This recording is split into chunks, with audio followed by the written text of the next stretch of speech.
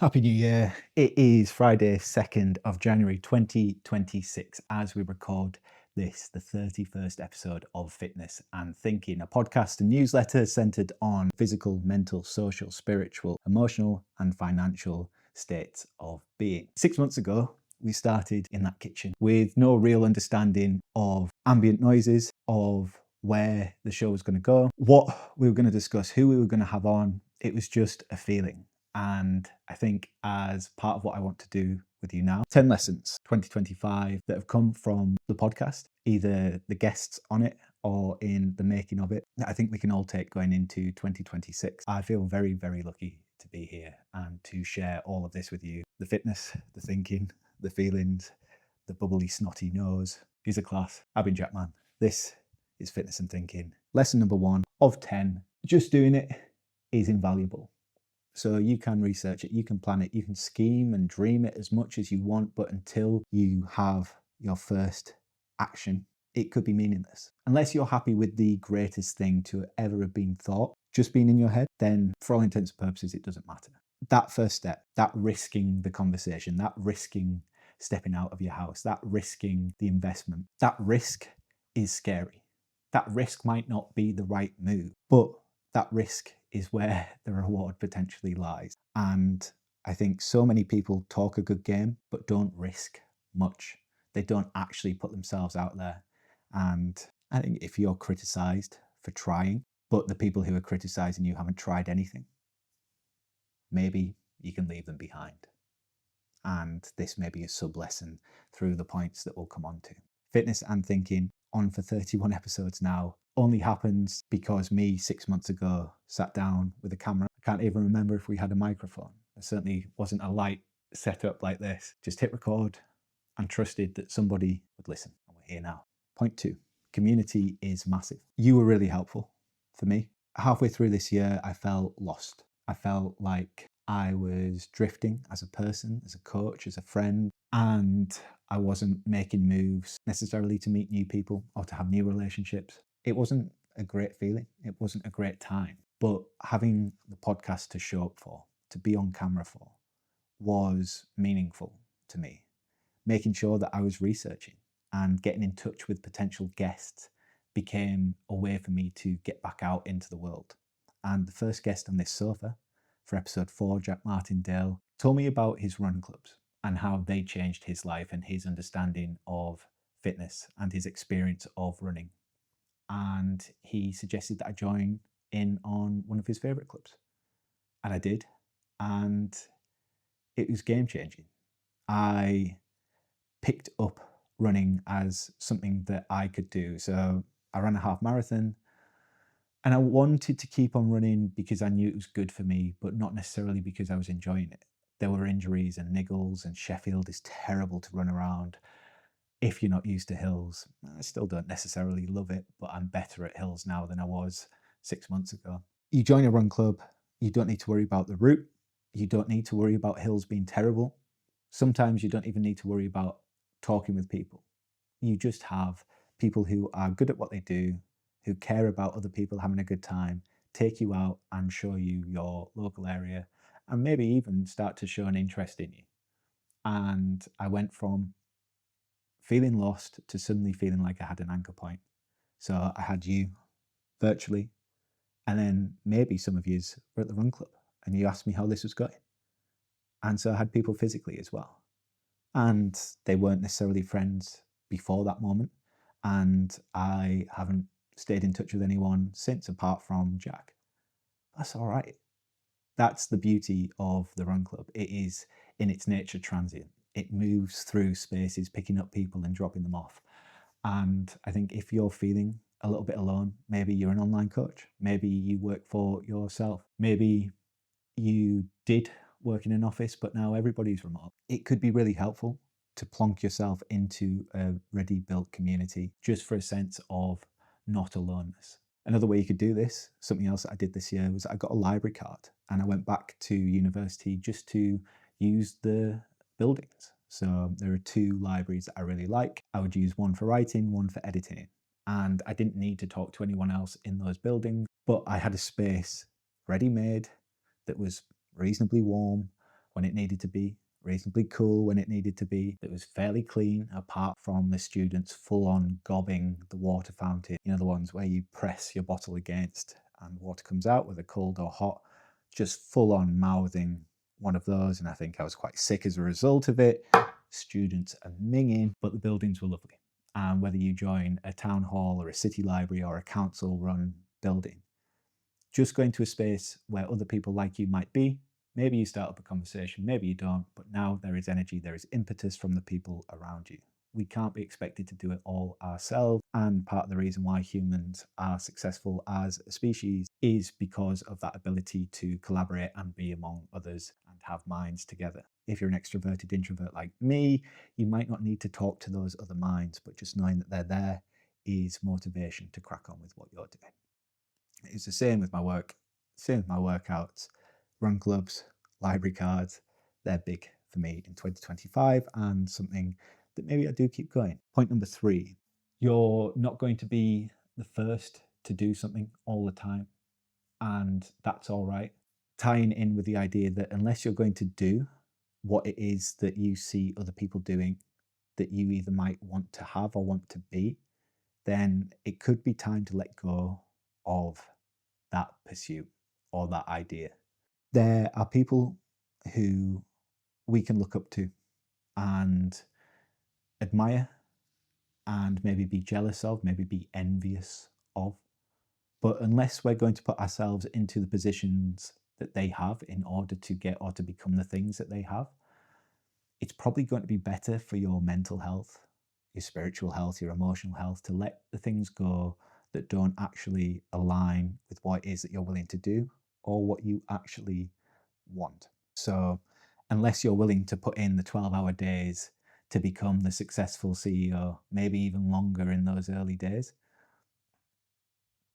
don't try and be the CEO. Unless you really want to become the quickest 5K runner in your park run, you're going to have to put in shifts that right now could be alien to you. You might have to do doubles. You might have to train 12 times a week in order to get anywhere near them. You're going to probably have to eat differently as well. Maybe you need to start investing in those shoes. Maybe you need to get lighter kit.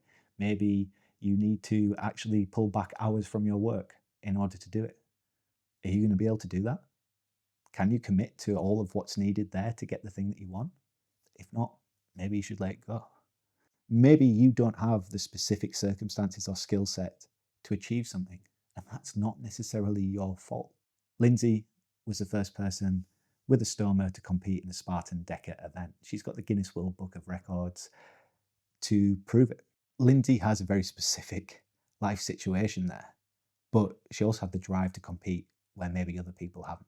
Do you want what she has? Do you have that specific life circumstance? Would you put yourself in a position to be in that, to compete for this specific thing? If you wouldn't, maybe leave it alone.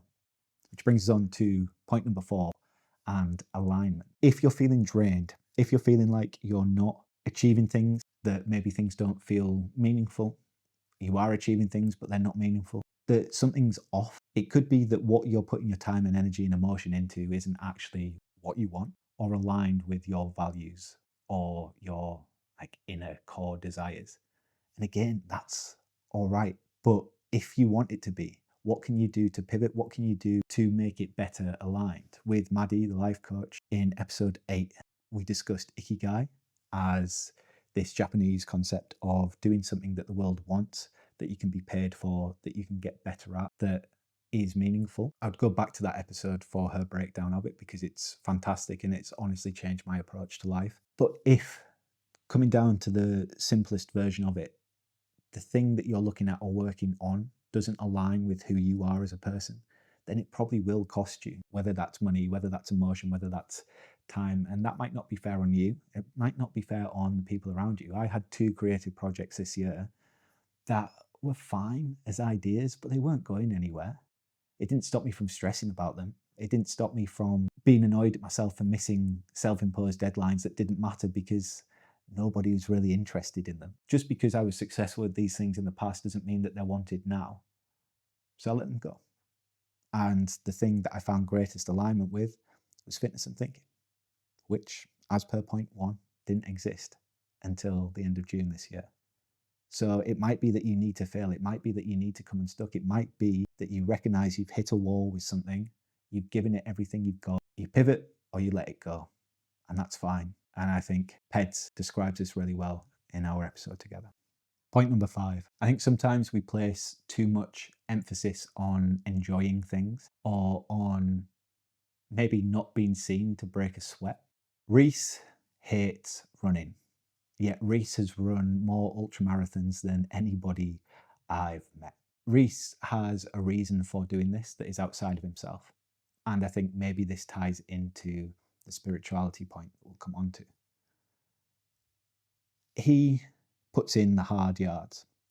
He gets up at unsociable times, goes to bed at unsociable times, works a demanding job, does it all because he wants to do things that are difficult. He chooses to do things that are difficult. And I think as a result of that, he's one of the most contented people that I know. He's not comfortable though, and he doesn't necessarily love what he does when he does it, but how he is in between the events, how he describes feeling between these hard things is essentially really lucky. And he has energy for everything because he puts so much energy into everything. And there's a lot to be taken from that. So rather than ask yourself if it will be comfortable or if it will be easy, maybe it is a case of asking yourself, will it be meaningful? Will it be worthwhile? And if I choose to do difficult things because they're difficult, will that actually improve the texture, the quality of my life in some way? I would suggest that it does. And that's a sense of spirituality. Let's make it point number 6, that even if you've not got religion, is worth investing in. I might not be religious, but I do think as I've gotten older, I'm spiritual. And my spirituality doesn't necessarily come from reading religious texts. It's probably more likely to come from things like 4,000 Weeks by Oliver Burkeman. Now, I have joked in the newsletter that AIs, large language learning models, think that I basically should have written this book. And the number of points that I've made that Berkman also makes, despite the fact that I'd not read it until December this year, is amazing. And what it's helped me to feel is less alone. And then also to see points, thoughts, feelings that I've had teased out in the ways that Berkman does. Yeah, I think this is one of the best books I've ever read. And I would suggest that everybody give it a go. The philosophy of this, the philosophy of Eckhart Tolle, The Power of Now, the philosophy of Viktor Frankl, Man's Search for Meaning, 3 books that I've read without necessarily thinking that they were related, but they absolutely are. And you could read one of the 3 and take a lot of the learnings, I think, but all 3 together is a real powerful compendium for why it's important to live now. Discuss the notion that time is a construct. Time is something that we use to beat ourselves with, and we should do things. We could do things. We've all got the same 24 hours in a day, right? And yet actually, what does any of that mean? Up until the standardization of time due to the railways, we thought about day and night and the passing of time, sure, but that minutiae. There are some people that I know who have to account for their time in blocks of 6 minutes, and they are some of the least happy people I know. I am somebody who has struggled with this notion of should. Those 2 side projects I was doing because I was bored, and boredom can be a great place for creativity, but the projects weren't meaningful or worthwhile. I was just doing them because I felt like I have this time, I should be filling it in some way. Whereas actually in December, I have spent time in my bed in the afternoon and I've done nothing. I've had a nap, or I've read a book, or I've watched a TV series, and it's been bliss. I've not needed to work, so I haven't worked. And as a result of that, I've been excited to get back on the sofa on 2nd of January to record this, to speak with you. Rest is something that we need. Being present and recognizing that we can't do everything is something that I think all of us should be, or at least should try to get to. There will always be responsibilities, don't get me wrong. There will always be things that need to be done for the sake of other people. But if you have ticked off the major thing for the day and it's 6 o'clock in the evening, do you need to reply to those emails right now? Or could you actually close your laptop, come back to it, having eaten a good meal and having got 6 to 9 hours rest, having had a hot shower or a cold shower? That's what you're into. I just think we put all of this pressure on ourselves to meet an expectation or an image that doesn't exist because it's based on a construct, this consensual hallucination of time. It sounds like I'm chatting a little bit of woo, but yeah, read those 3 books and come back to me and see if your perspective hasn't changed a little bit. You don't need to be religious to be spiritual, and maybe just being spiritual isn't anything more than being present. And being present is recognizing when things wind you up, taking a breath and going, I am not my emotion. I am not my job title. I am not all of the things that have caused me pain in the past, just as I am not all of my victories. These things have happened. I have been there. I have felt all of them. But I'm right here, right now, and I get to do whatever comes next. That's a huge lesson. Number 7, I am not my emotions. I am not my losses. I am not my victories. All of these things have happened. I am here right now, and I get to experience what comes next. That's number 7 for me. The breath and the reframe. There have been so many conversations this year that have wound me up. And I would say half of them I've responded disgracefully with. And I have been defensive. And I have contributed to arguments that might needn't have happened had I just said, you're right, or can we discuss this another time, or I don't agree, but it's late and I want to pick this up with you. I hear what you're saying. It's just I'm not in a position right now to talk about it. I want to come back to it. I don't want to say any more other than I hear you, and we will pick this up later. Like, even saying that sentence feels alien to me, and I've not used it as much as I could. But creating space in order to allow tension to dissipate is really helpful.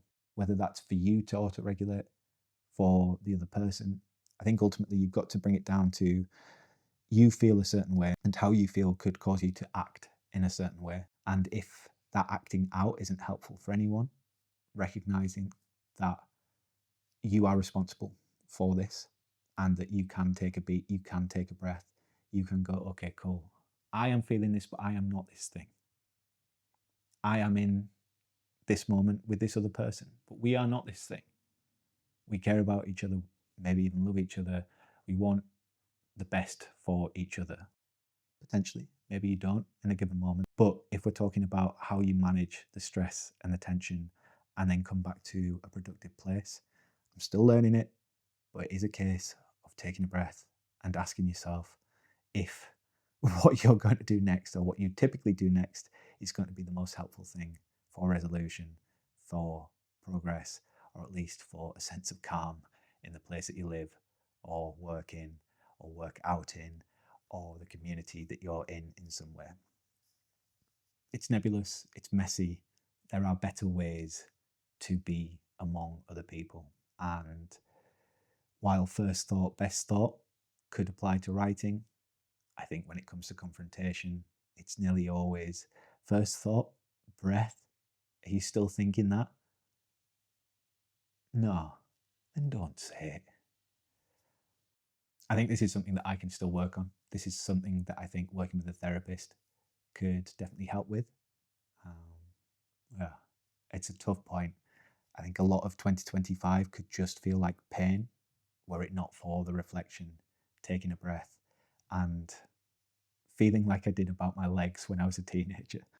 These are growing pains. I am going to become bigger and stronger as a result of this. I've just got to trust that the discomfort now is worth something. It's not always easy. It's rarely comfortable, but in the long run, hopefully is worth it in its own way. Point number 8. What if the rocket has already landed? When I graduated, I was really lucky to get to travel around Australia.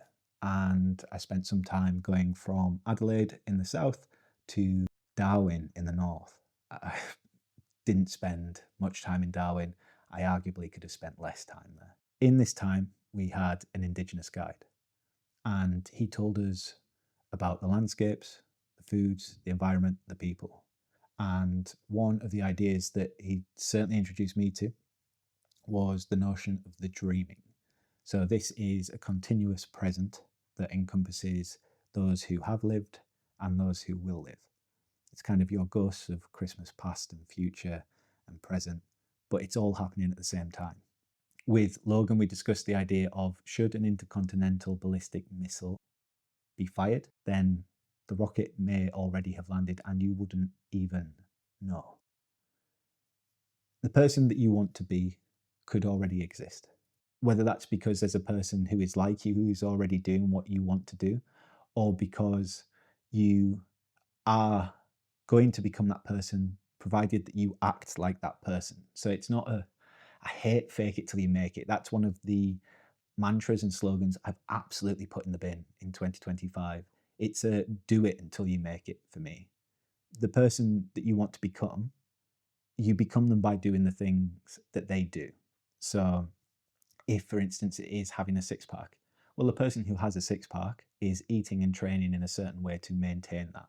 It's not necessarily difficult. You just need to know how to do it. So in 2023, I had no colour in my skin whatsoever. I'm already a pale boy.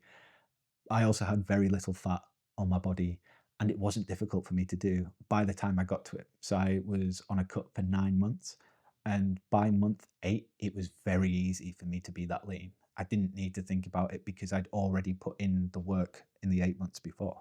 I could eat my 2 pizzas twice a week. I could have pick and mix in a fortnight. I could go out dancing with my mates. I could stay up late reading books. I could go to bed early and have a good night's sleep. I could train reasonably well, not as well as when I was fully fed and, eating more food, but basically everything that I needed to do, wanted to do, I could do because I'd already done it. That is the successful version of this person. But by month 6, I knew that I could be month 9. I didn't know at month 6 exactly how much I would enjoy month 9 though, but I'd already put in this amount of time to make sure that months 7, 8, and 9 were more realistic, more likely to happen. Does that make sense? So when you set yourself off on the path, you are already the person you will become, just as you have been the person who hasn't become yet. So I think the notion of the dreaming is helpful. I think that it's not helpful to carry the baggage sometimes of things that aren't ours. That's where necessarily my experience doesn't align. But who you want to become already is. It's just you and action. Or maybe actually, perversely, it's you and not acting in the same way. You and a slightly different set of choices. They're minutiae, they're nuances to the thing, but I think that hopefully is a helpful way. The rocket may already have landed, so act like it. Which brings us neatly on to number 9, self-talk.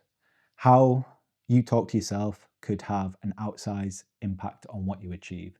If you tell yourself you're a piece of shit, if you tell yourself you won't amount to anything, and you believe it, then you probably are, and you probably won't. It is that simple. And I think also if you're surrounded by people who are complaining about their own situations and maybe chopping you down and maybe telling you that you don't need to do all of this stuff that you're doing in order to be the person that you want to become, you might be best getting rid of them. And I don't know specifically who is talking to you in this way. And again, maybe there could be nuance. But if we are the sum of the people that we spend most time with, and those people are mostly negative, and those people aren't necessarily aspirational, ask yourself if you can escape that. Ask yourself if you actually, no matter what other people say, are able to do the things that you want to do, despite them saying those things.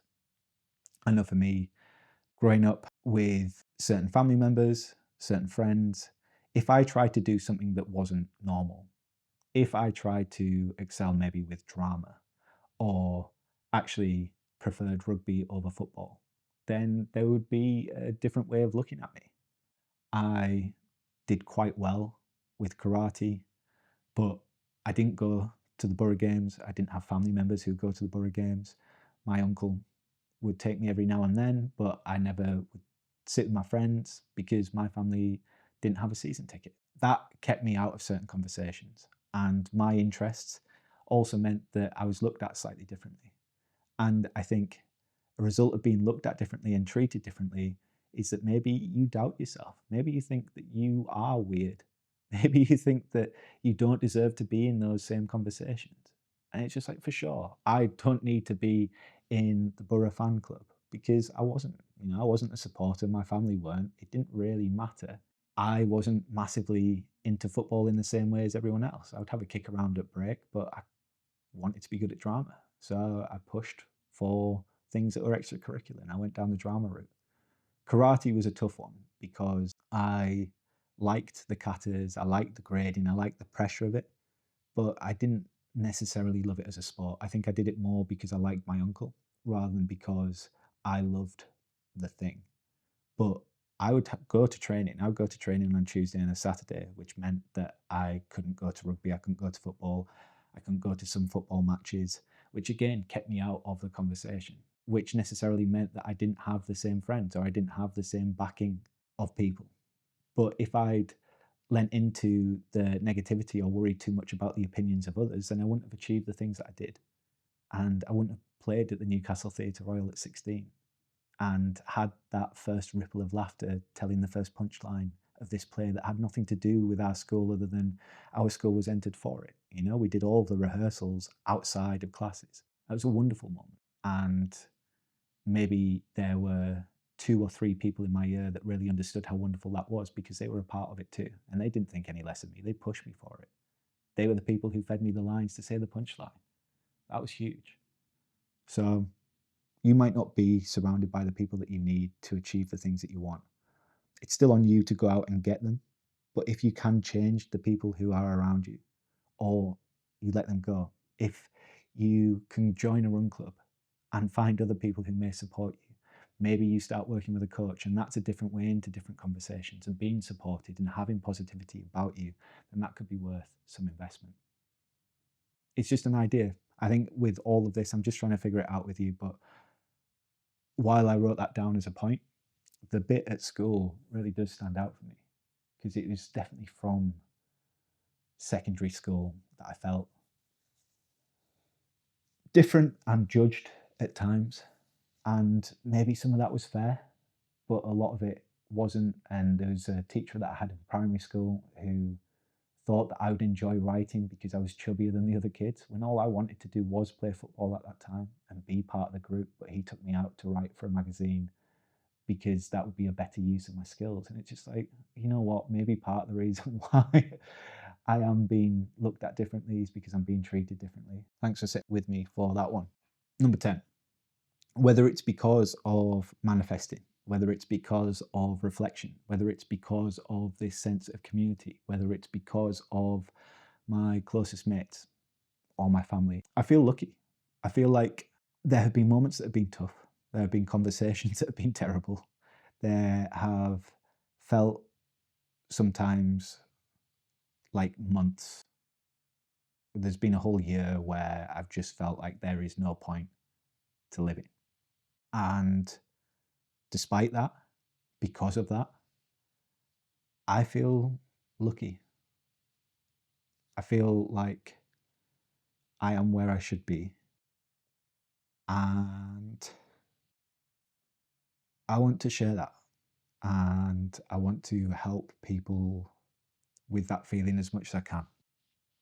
And whether that's through the podcast or the newsletter or as a coach or as a friend or as a potential partner or as a son or brother, cousin, nephew.